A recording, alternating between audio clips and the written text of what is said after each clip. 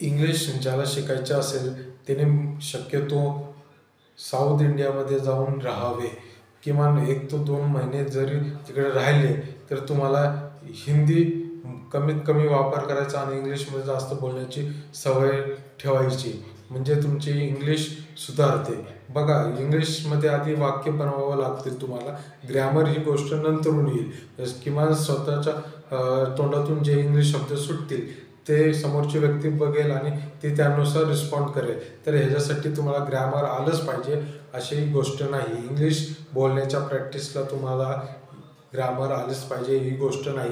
मात्र तुम्ही इंग्लिश लिहित असाल किंवा इंग्लिश लिटरेचरचा अभ्यास करत असाल तेव्हा ग्रामर ही महत्त्वाची गोष्ट पडते. त्यामुळे इंग्लिश शिकायचे झाल्यास तुम्ही बाहेरच्या देशात किंवा बाहेरच्या राज्यात जिथे इंग्लिश शिवाय दुसरा पर्याय नसेल तिकडे जावा. म्हणजे तुम्हाला तुमची इंग्लिशवर काम करता येईल.